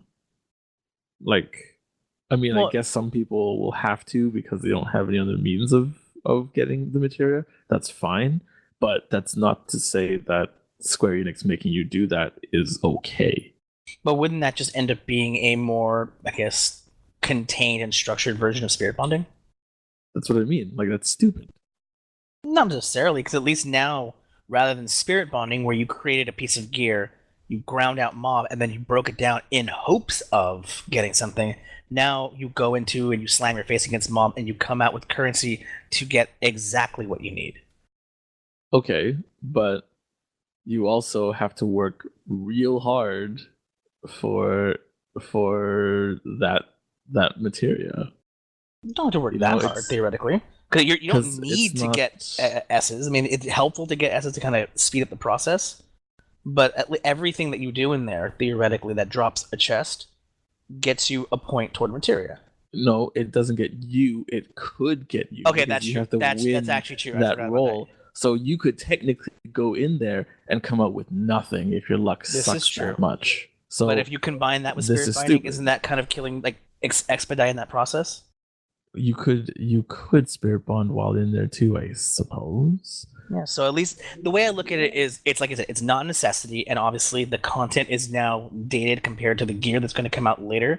But if you're looking for materia only, I can see it's a good way to supplement how you get materia. It just seems like they could have done so much more, but they Well, just I threw it think away. they're going to. I'm hoping they are. I'm hoping that they'll keep it relevant by making the drops scale with the content. Because right now there's no set drops anyway.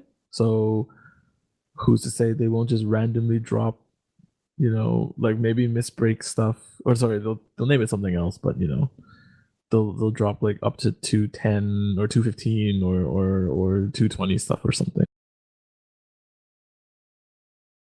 Maybe not raid level gear. Or like tone Kanye level gear. What in the yes. Okay, so is that everything about the exploratory missions? If so, we're gonna move on think it to is. Disciples of the Hand and Land adjustments. In patch 3.2, they will be adding an extremely large volume of new crafting recipes. One of the major types of recipes that they released will be new crafted equipment and accessories, which can be used to challenge raids early. They will be at an item level that can be used for raids, so they're thinking that it's going to be a large demand for each job's equipment. They've also made it where you won't run into problems where you're not able to collect the necessary materials, like the case has been in the past. They'll also be adding recipes for equipment that look like elegant and high elegant equipment, except they can be dyed. I think it's just a similar look. They're not exactly the same as the old equipment. They did show off some pictures of that equipment during the stream. They're saying that it won't be difficult to craft those items, but you will need a new item known as a blueprint, and how you obtain that will be a secret for now. They will be adding a lot of cosmetic equipment. Glamour recipes will be added that can be used with all classes. Furthermore, they will be making adjustments to Disciple of the Hand and Land classes, and in a hotfix on February 25th, they will be adding new rewards for red scripts to coincide with the weekly reset. So, I mentioned in the past how crafting classes were more or less useless because they couldn't make gear that you wanted or needed. And here they're saying that classes will be able to create raiding gear that can be used to challenge raids. It's gear that you can use early, I guess, in order to challenge the new raids and things like that. So I feel like that's a step in the right direction, maybe, for making these classes useful.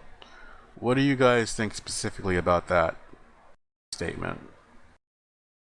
It's going to be very, very, very, very, very expensive. Yep. Holy Yeah. crap! Because the theory would be that my understanding of the statement is that these crafted pieces will be above dungeon drops before you get to raids. So that market is going to be insane. Yeah, the first person who makes it, oh my god, They're going lucky to name people. their price. Yeah, what do you want? How much do you want? Tell me how much you want for this. 4 million? All right. It sounded like you turned your head and actually spoke to someone who came up to you. I kind of did. Maybe. Yeah. Yeah. But I mean, they crafted kind of stuff. have to do something like this to make crafting wanted or needed. I mean, I don't. It's a necessary component, and I'm not saying it's the only component. I disagree. Okay, well, Only I because also disagree, but you know, Jeff, you want to go first, and then no, you can go.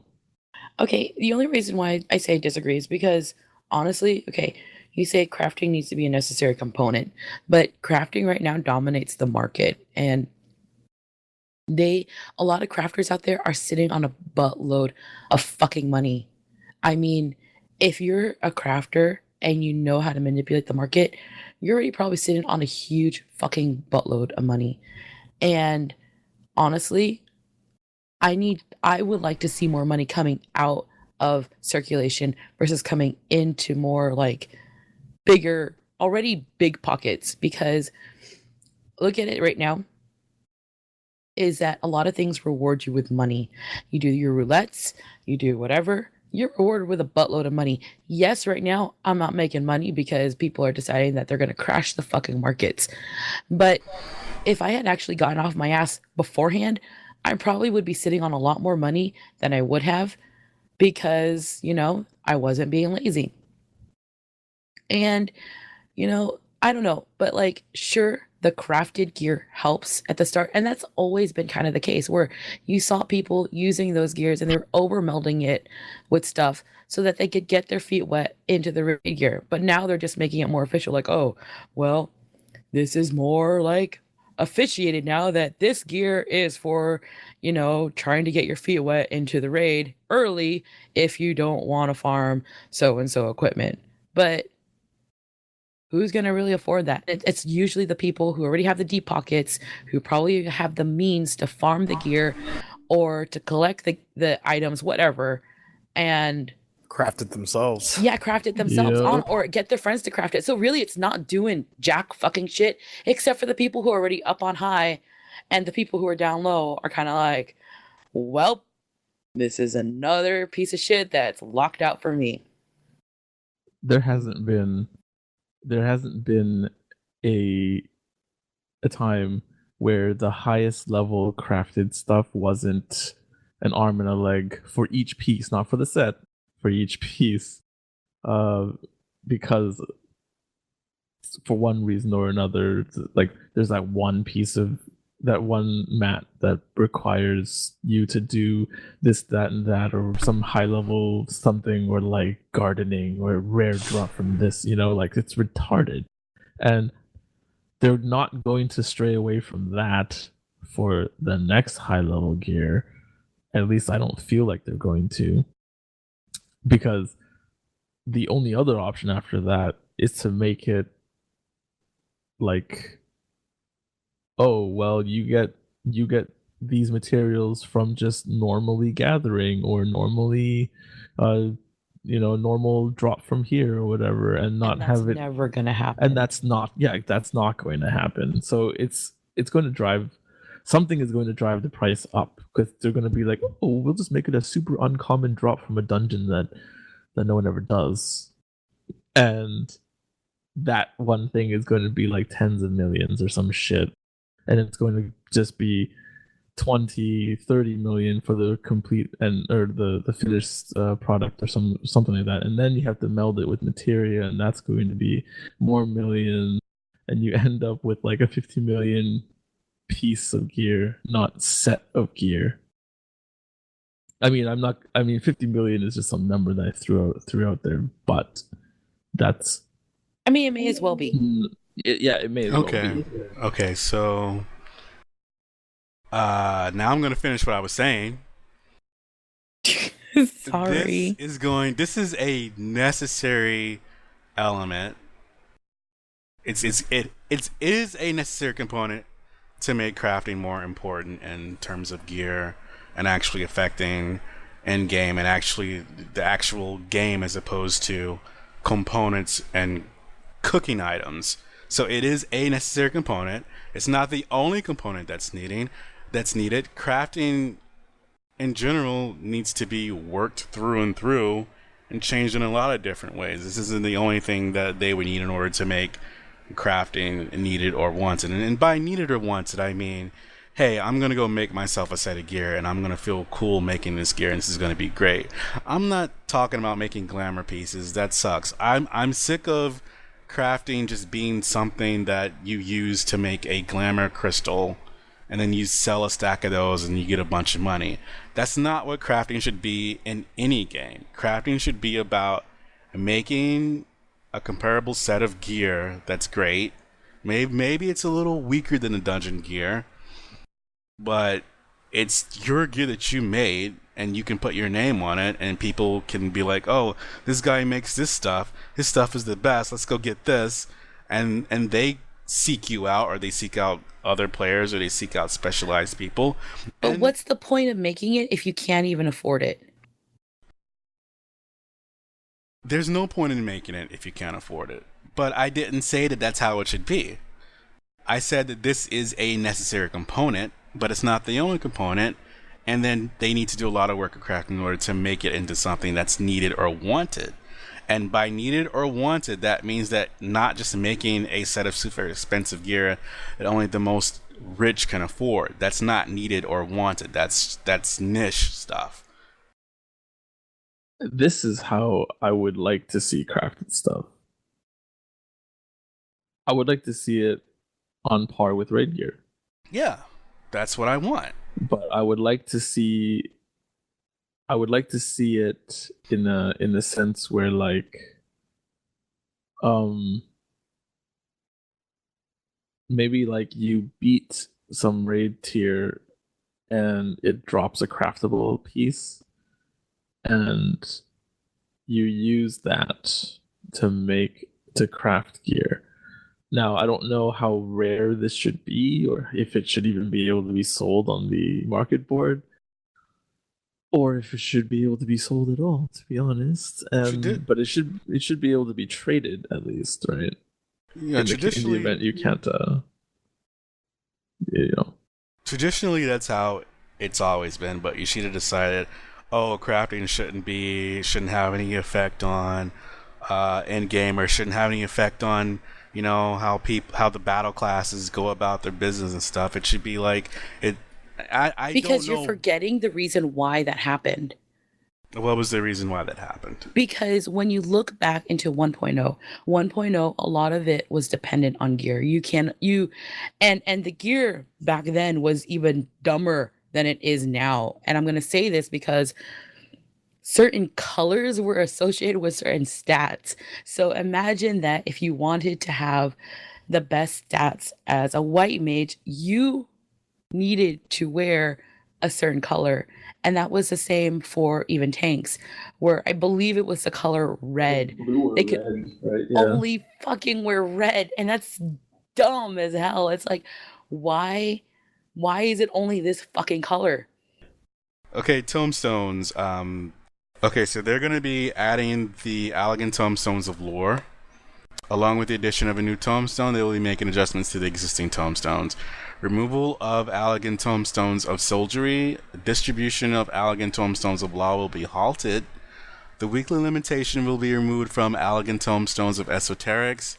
And Allegan tombstones of law can be exchanged for Allegan tombstones of esoterics. They're saying that they're going to keep the Allegan tombstones of poetics for some time, as first tombstone players will...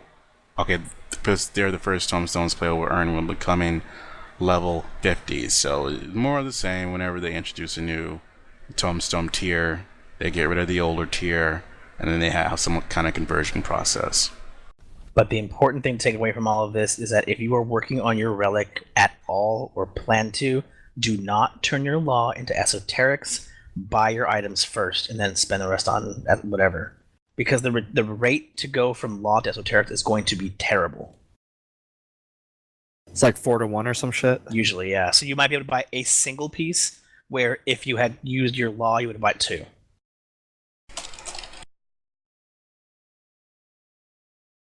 Okay, next...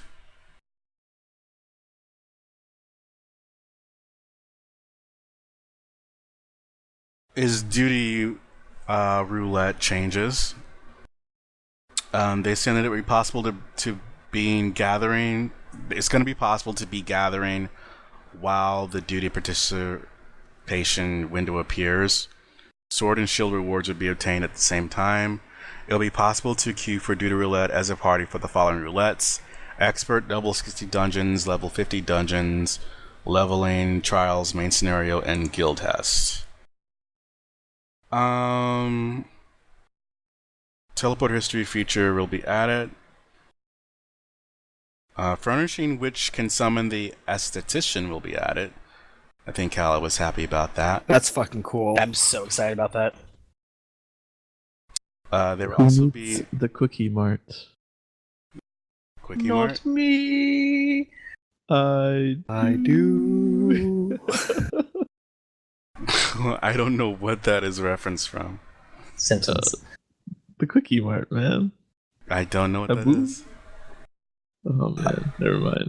I mean, I meant to say that because like they pretty much have done away with going into your in room ever again now. Or by now, I mean. Oh, like an they inn? went to. Yeah. What do you do there? Parley? Play the concentration game? You can make a toy box for the house, right? Am I wrong? I don't know. I have no idea. Yes, you can make a toy box for the house. Oh, okay, so then, now, yeah, no so reason. There's no reason to go in there anymore. Unless you don't have a house. Or an FC with a house. There was a second part to the live stream where it was just Koji appearing and saying change a bunch of times. Siri, I'm going to let you give like a short little summary of that.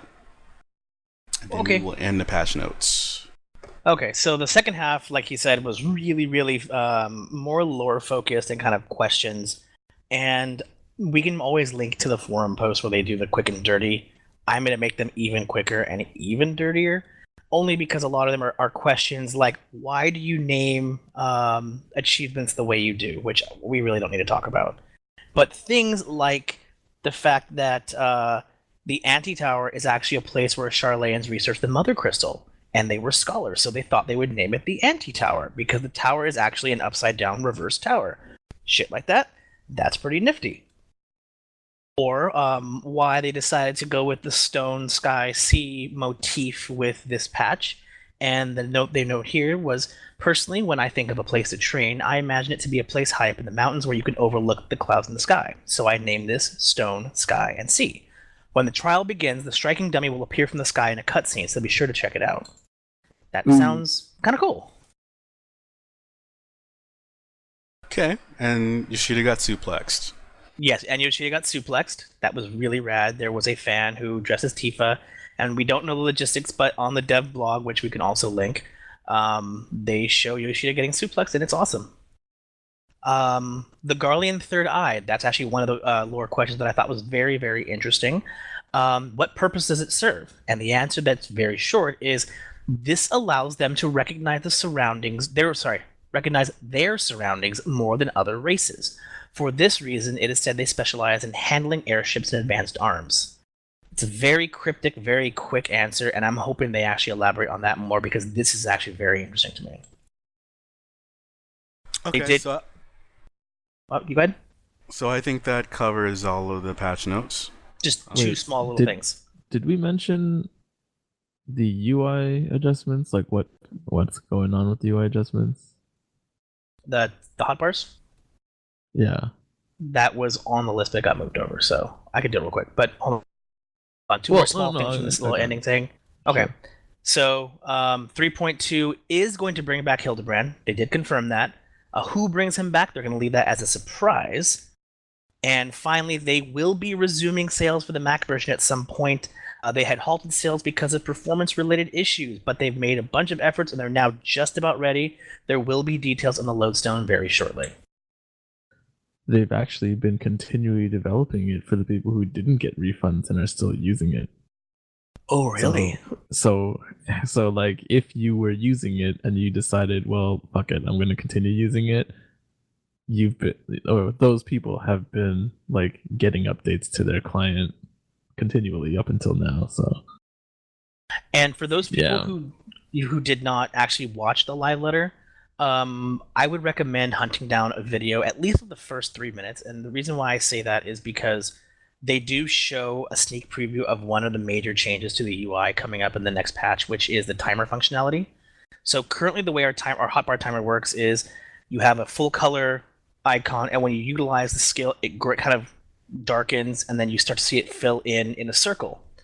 To make that clearer, because for skills that have long cooldowns, it can be kind of difficult to gauge just where it ends.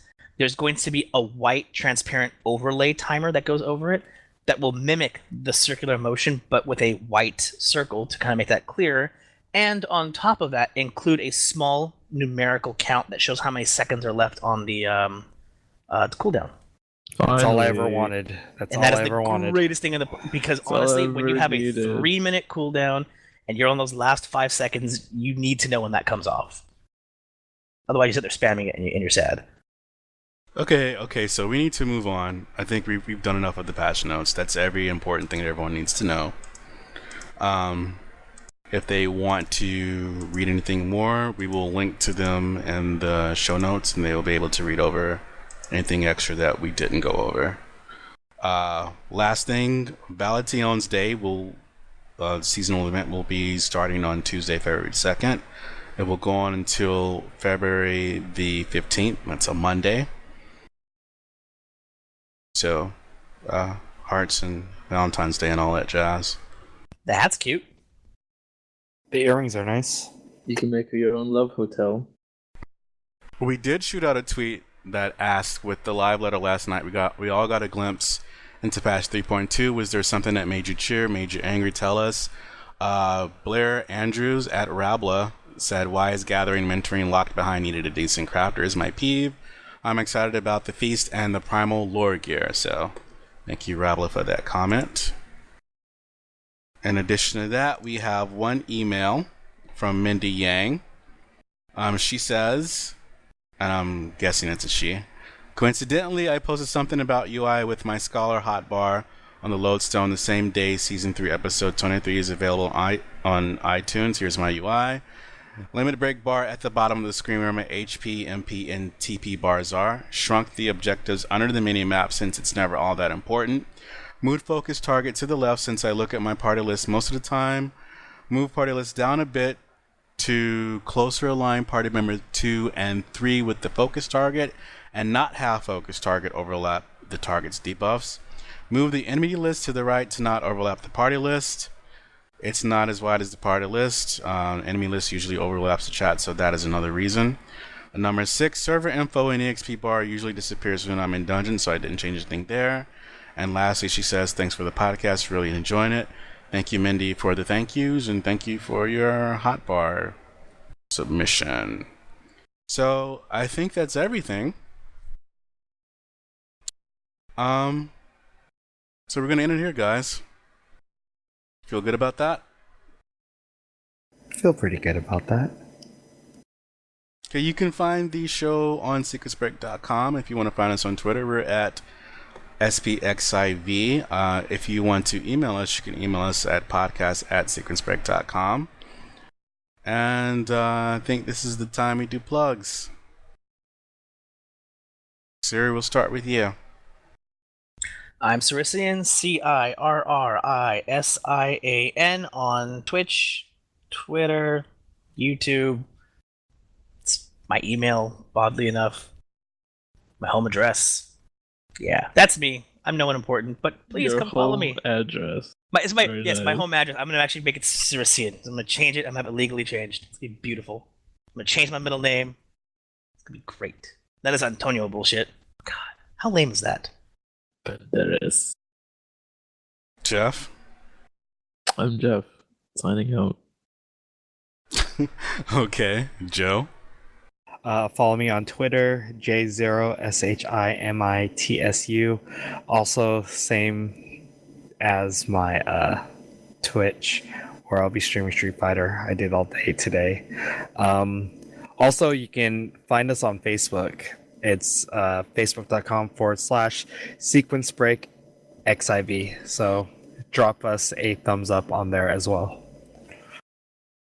All right, you can find Calera at Calera on Twitter. She has a number. She has a site or two. I don't know which one she actually wants to comment on. So Calera.me. You can fight you. Calera.me/bite you is a site that you should go to. You know what? You just wait. Later on, I'm going to get you. Okay. I'm gonna I get you. one way Or Or another. another. Oh, fuck. I did a horrible job hosting today. I haven't hosted in a long time. You guys will just have to deal with it. If you want to find me, you can't. Hakamichi.net. That's my site. So I guess you could try there if you really want to. Other than that, I think that's the end. Unless I'm missing anything. Your butt. I'm missing my butt, apparently. Oh, on her finger. Also, It's been dug out. if you would like to support us, you can support us on Patreon, patreon.com/SBXIV. I believe recently we did meet our second milestone goal again a little while ago. And we really appreciate the support of the people that have decided to support us. And we will try our best to put out something that is worthy of your support. And we're looking forward to having your support in the future. Okay? Okay. Oakley dokley. All right, everybody say goodbye. Bye. Oh, goodbye. Goodbye, bye, bye, bye. Snowman. Okay, but.